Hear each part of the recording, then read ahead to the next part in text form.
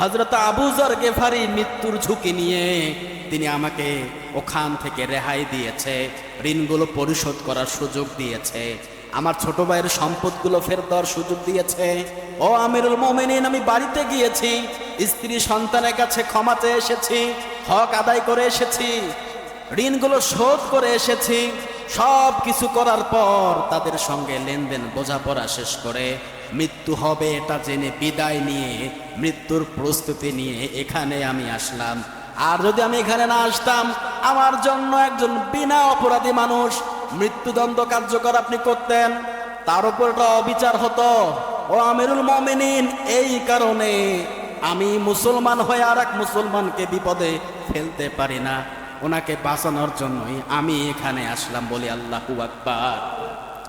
হযরত আমিরুল মুমিনিন ওমর রাদিয়াল্লাহু তাআলা আনহু বলছেন, ও আবু যর গেফারি, তুমি কেন এই দায়িত্বটা নিতে গেলেন? তুমি তো তাকে চেনেও না, জানো না কি বলে না? আমিরুল মুমিনিন, আমি তাকে কোনোদিন দেখি নাই, এর আগেও তার সাথে কোনোদিন কথাও বলি নাই, তার সঙ্গে কোনো লেনদেন বা কোনো সম্পর্ক আমার পূর্বে ছিল না, কিন্তু তার কথা, তার ব্যবহার, তার নম্রতা দেখে আমার ভীষণ মায়া হয়েছে। আমি বুঝে গেছি এ লোকটা অবশ্যই ভালো মানুষ, তার ভিতরে ভালো গুণের চিহ্ন আমি দেখেছি। আমিরুল মুমিনিন, এই বিশ্বাসটা রেখে একজন মুমিনের দায়িত্ব আমি নিয়েছি।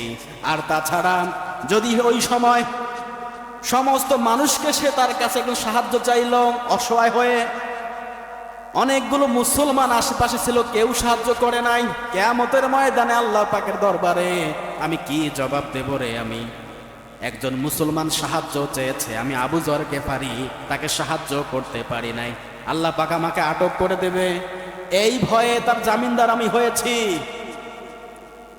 আমিরুল মুমিনিন হতবাক হয়ে গেলেন, চিন্তিত হয়ে গেলেন, কারণ যাদের ভিতরে কোরআন আছে, যাদের ভিতরে রসুলের প্রেম আছে আর আল্লাহ পাকের ভয় আছে, তাদের দ্বারা কখনো অন্যায় কাজ সম্ভব না।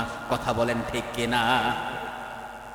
এই দুইজন ইহুদি যুবক তাকিয়ে ভ্যাল করে দেখছে, কি ব্যাপার, কি হচ্ছে সব। মৃত্যুর আসামি জেনেও আবার ছুটে আসলো, আর এই মুসলমান মৃত্যুর দায়ভার গ্রহণ করলো। এবার দুই ভাই চিৎকার করে বলছে, আমিরুল মুমিনিন, আর আমরা দেরি করতে চাচ্ছি না। যে নীতিতে একজন মানুষের পক্ষে একজন মানুষ এভাবে মৃত্যুর ঝুঁকি নিয়ে দাঁড়ায়, আমাদের বাবার হত্যার বদলা আমরা নেব না, আমরা তাকে মাফ করে দিলাম বলে আল্লাহু আকবার। কাউকে আর ফাঁসি দেওয়া লাগবে না, মৃত্যুদণ্ড কার্যকর করা লাগবে না।